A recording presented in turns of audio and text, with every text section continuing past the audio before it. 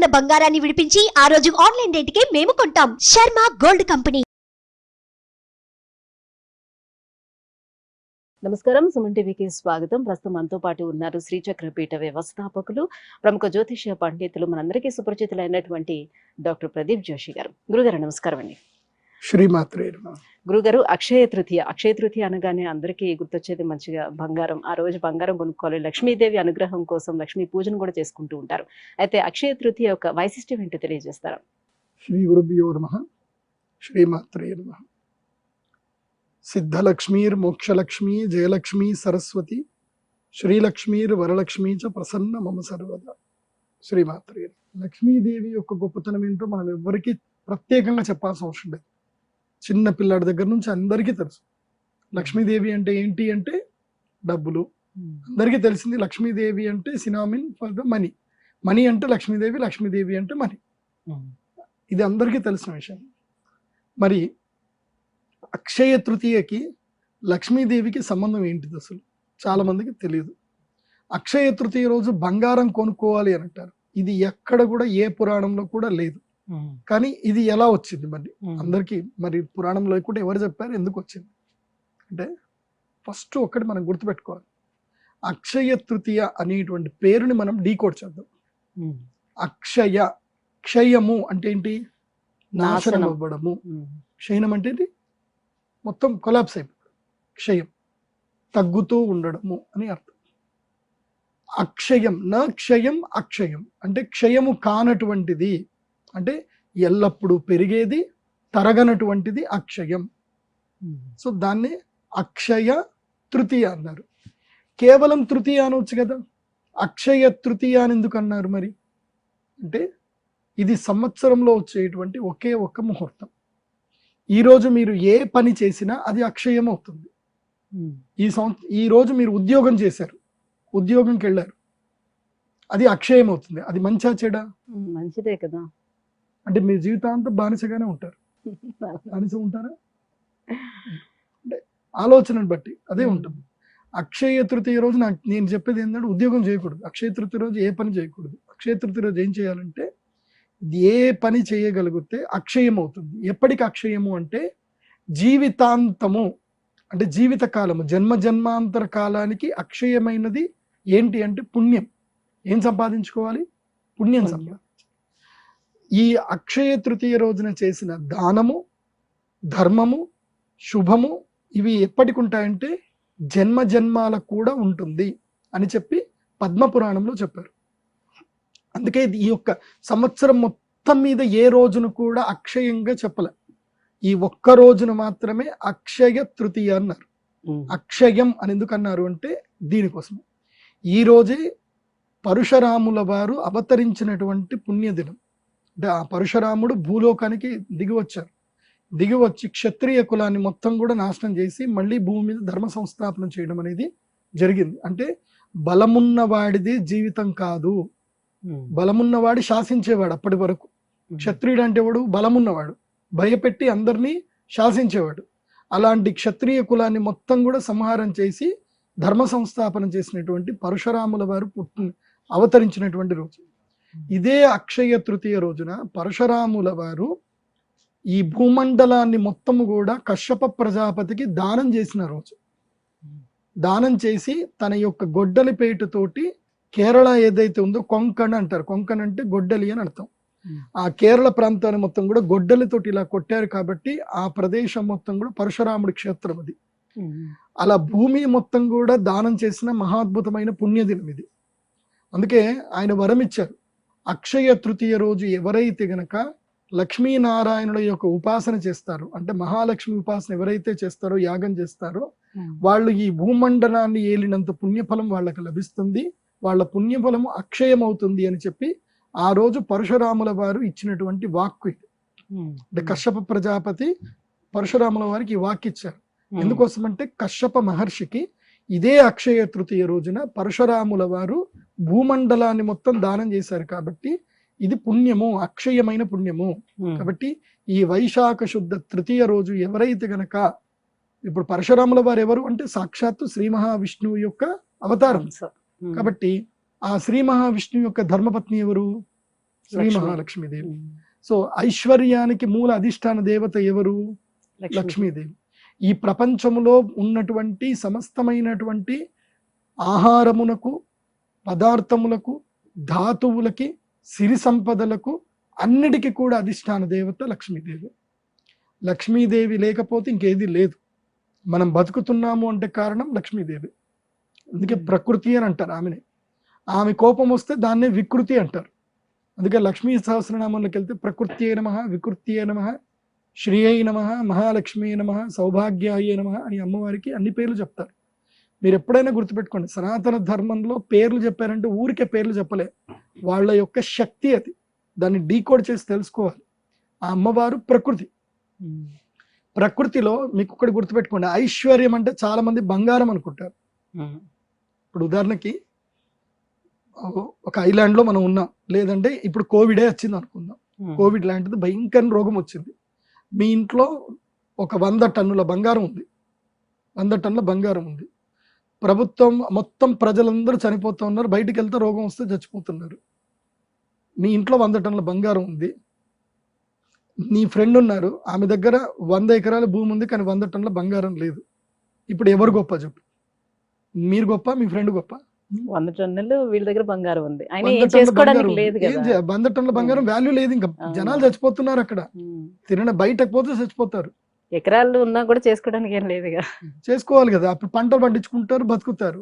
బంగారం తిని బతుకుతాం మనం? బతకలేము. సో ఒక్కొక్క సమయానికి ఒక్కొక్కటి ఐశ్వర్యం అవుతుంది. సో డబ్బే ఎప్పుడు ఐశ్వర్యం అవ్వదు. బంగారం ఇప్పుడే, ధాతువులు ఎప్పుడు ఐశ్వర్యం అవ్వవు. ఆరోగ్యం కూడా ఐశ్వర్యం కిందే వస్తుంది. ధాతువు అనేటువంటిది ఐశ్వర్యంలో ఒక భాగం. ఒకటి, మొత్తం 8 ఉంటాయి ఐశ్వర్యంలో. ఒకటి ధాతువు అంటే బంగారము, రెండవది వెండి, మూడవది ఆహారము, నాలుగవది ధాన్యము, ధాన్య సంపదలు ఏవైతే ఉన్నాయో అది, తర్వాత భూమి, తర్వాత ప్రియమైనటువంటి భార్య లేదా భర్త, లేదా ఇంకోటి ఏంటి సంతానము, ఆరోగ్యకరమైనటువంటి కుటుంబము, సంతానం, తర్వాత నమ్మకం కలిగినటువంటి పనివాళ్ళు. ఇవన్నీ కలిస్తేనే అష్టైశ్వర్యం అంటారు.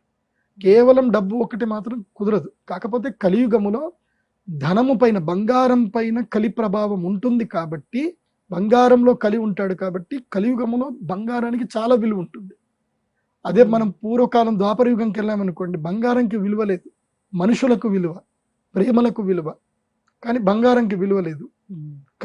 ద్వాపరయుగంలో భూమికి విలువ, కానీ కలియుగంలో బంగారానికి విలువ, తర్వాత భూమికి విలువ. కలియుగంలో బంగారాన్ని, భూమిని ప్రేమించినంత మనుషులు కూడా ప్రేమించుకోరు. ఇది కలియుగ ధర్మం.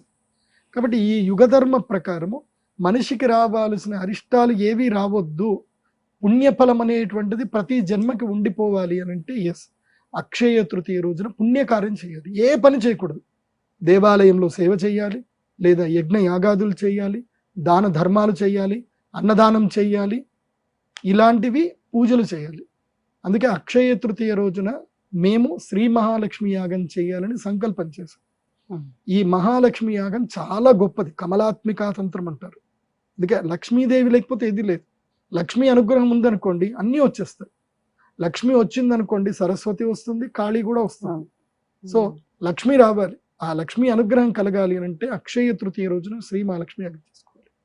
విశేషంగా ఈ సంవత్సరానికి ఉన్న గొప్పతనం ఏంటంటే, ఈ సంవత్సరం ఒక గొప్ప ముహూర్తం వచ్చింది.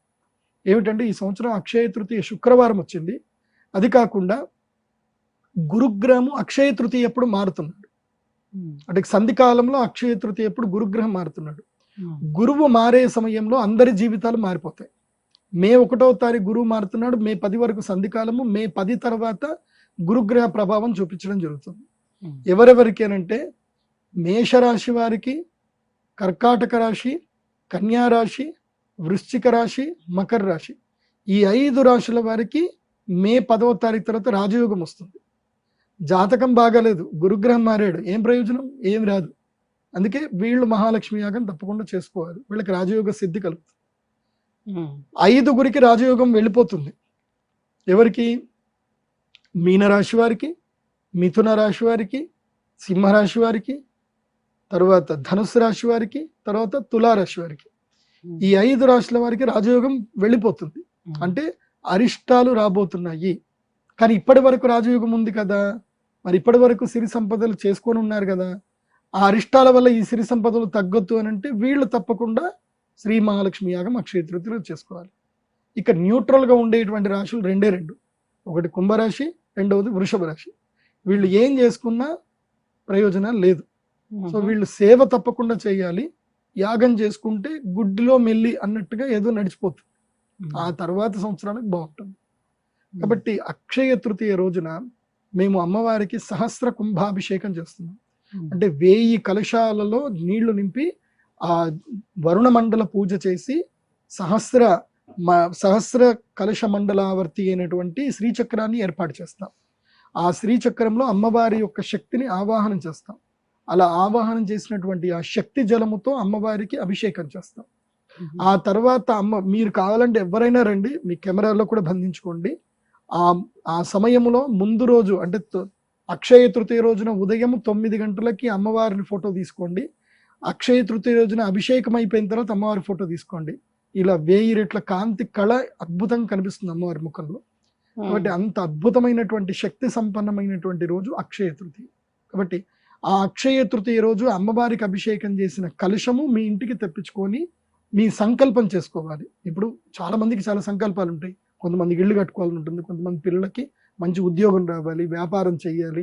ఒక్కొక్కళ్ళకి ఒక్కొక్క రకమైన సంకల్పం ఉంటుంది. మంచి సంతానం కలగాలి. ఏ సంకల్పం చేయాలన్నా ఇంట్లో కలశం పెట్టాలి. ఆ కలశం ఎక్కడి నుంచి రావాలి అని అంటే వరప్రసాదంగా అమ్మవారి దగ్గర నుంచి రావాలి. అంగట్లో వెళ్ళి కొనుక్కుంటే అది కలశం, అది వరప్రసాదంగా రాదు, కేవలం ఒక ధాతువులాగా వస్తుందంటే. అదే అమ్మవారికి అభిషేకం చేసిన కలశం మీ ఇంటికి వస్తే అది వరప్రసాదంగా ఆ కలశం మీకు అక్కడ ఉంటుంది. అంటే అమ్మవారి యొక్క చేతి నుంచి మీకు ఇచ్చినట్టుగా ఉంటుంది. అలా అమ్మ చేతి నుంచి ఇచ్చిన కలశం మీ ఇంట్లో పెట్టుకొని సంకల్పం చేసుకొని ఆ కలశ పూజ చేయండి. ఇప్పుడు వరమహాలక్ష్మి వ్రతం చేస్తాం, అప్పుడు అందరం ఏం చేస్తాం, కలశానికి చక్కగా అమ్మవారి మోం పెట్టి చీర కట్టి పూజ చేస్తాం. అది ఏ కలశము అంటే ఇదే కలశానికి చేయాలి. మళ్ళీ ధనత్రయోదశి వస్తుంది, నవరాత్రులు కలశం పెట్టాలి సంకల్పానికి.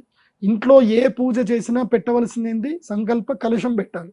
ఆ కలశము అక్షయ తృతీయ రోజున అమ్మవారి దగ్గర నుంచి తీసుకుంటే అది మీకు అక్షయం అవుతుంది, అది గుర్తుపెట్టుకోండి. కాబట్టి ఈ అక్షయ తృతీయ రోజున మనం ఏ పని చేయాలి అనంటే, ఏ పని వల్ల మనకి జన్మాంతరములుగా ఐశ్వర్య సిద్ధి కలుగుతుందో ఆ పని చేయాలి.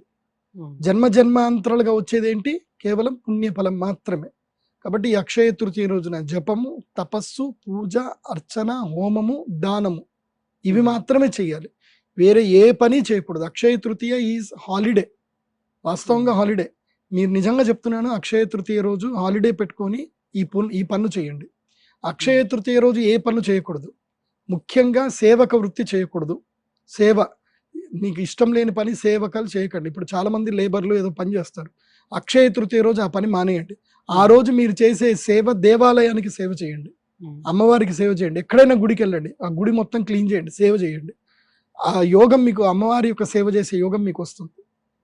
తర్వాత రెండోది, అక్షయ తృతీయ రోజు అప్పు చేయకూడదు, అప్పు ఇవ్వకూడదు. అక్షయ తృతీయ రోజు ఎవరికి ఏది అప్పుగా ఇవ్వకూడదు, ఎవరికి ఏది కూడా అప్పుగా తీసుకోకూడదు. అక్షయ తృతీయ రోజు సద్బ్రాహ్మణులకు, శ్రేష్టమైనటువంటి వారికి దానము చేయాలి. అంటే హుండీలో డబ్బులు వేయకూడదు. నేను చెప్పేది, హుండీలో డబ్బులు వేస్తే ఇంకంత వేస్ట్. ప్రభుత్వ కబ్జాలో హుండీలో డబ్బులు వేస్తే ఏం లేదు, ఇంకా పాపం వస్తే తప్ప పుణ్యం రాదు. ఎందుకోసం అంటే వాళ్ళు దాంతో ఇంకా దుర్మార్గంగా పనిచేస్తున్నారు. అది దేవుడికి ఇచ్చినట్టు కాదు. సో ఎవరైతే ధర్మాన్ని నిలబెడుతున్నారో, ఎవరైతే గోవులని సంరక్షిస్తున్నారో వాళ్ళకి వెళ్ళి దానం చేయండి. ఇప్పుడు గోదానం, ఎక్కడైనా సరే గోశాలలు ఉంటాయి, ఆ రోజు వెళ్ళి గోవులకు ఏదైనా దానం చేసి రండి, గోవులకు ఏదైనా ఇచ్చిరండి.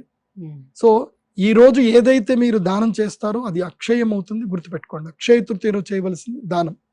మరి బంగారం ఎందుకు కొనుక్కుంటున్నారంటే, వాళ్ళకి ఒక పిచ్చి ఏంటంటే కనుక బంగారం మనం అక్షయ తృతీయ రోజు కొనుక్కుంటే అది కూడా మనకు అక్షయం అవుతుంది, సో బంగారం ఇంకా పెరుగుతుంది తప్ప తరగదు అనుకుంటారు.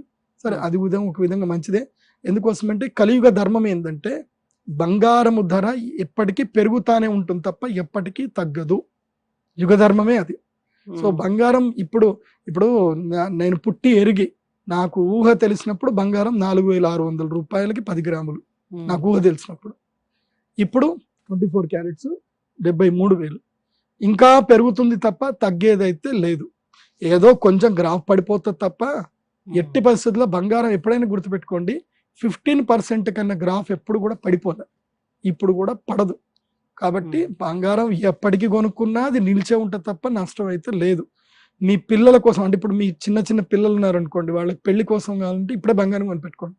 ఎందుకోసం అంటే మీ పిల్లలకి 25 ఏళ్ళు వచ్చేసరికి ఆ బంగారం ధర అప్పటికి 1,50,000 అవుతుంది. అంతే. ఆ బంగారం ఎప్పటికీ తగ్గదు. ఇంకొకటి కూడా చెప్తున్నాను, ఎందుకోసం అంటే అక్షయ తృతీయ అంటే చాలా మంది బంగారం కొనుక్కోవాలనుకుంటారు. ఇప్పుడు బంగారం కొనుక్కోండి. ఎందుకోసం అంటే రేపు యుద్ధాలు జరుగుతున్నాయి. యుద్ధం జరిగినప్పుడు చాలా ధన నష్టం జరుగుతుంది. సో దేశాలకు మధ్యన ఫినాన్షియల్ డీల్స్ జరుగుతాయి. దేశాలకు మధ్య ఫినాన్షియల్ డీల్స్ ఏ విధంగా జరుగుతాయంటే కేవలం బంగారం గోల్డ్ రిజర్వ్ వల్లనే జరుగుతాయి. సో గోల్డ్ రిజర్వ్స్ ఎక్స్చేంజ్ అవుతాయి కాబట్టి గోల్డ్ ధర భయంకరంగా పెరుగుతుంది. కాబట్టి ఇప్పుడు ఇది 73,000 ఇంకా తక్కువ. ఇయర్ ఎండింగ్ వచ్చేసరికి 90,000 కూడా వస్తుంది యుద్ధాలు అయితే. సో ఇప్పుడు బంగారం కొనుక్కునే టైమే. గ్రాఫ్ ఎప్పుడు పడిపోతుందో రెడీగా వెయిట్ చేయండి. అంటే 69,000కి ఎప్పుడైనా వస్తుంది బంగారం, గ్రాఫ్ పడుతుంది. 69,000 వచ్చినప్పుడు టక్కని కొనేసుకోండి. అది అలర్ట్స్ ఉంటాయి మీకు, అప్ స్టాక్స్లోనో దేంట్లోనో అలర్ట్స్ ఉంటాయి. మీరు అలర్ట్స్ చేసి పెట్టుకోండి స్టాక్ మార్కెట్ది. దాంట్లో ఇట్లా పడగానే అట్లా కొనేసుకోండి. గురుగారు, అక్షయ తృతీయ యొక్క వైశిష్టం ఏంటి? ఈ అక్షయ తృతీయ రోజున ఎటువంటి పనులు చేస్తే అమ్మ అనుగ్రహం అనేది మనకి లభిస్తుంది అనే విషయాన్ని తెలియజేసినందుకు ధన్యవాదాలు. సుమన్ టీవీలో మీ పర్సనల్ అండ్ బిజినెస్ ప్రమోషన్స్ కోసం కింది నెంబర్కి కాంటాక్ట్ చేయండి.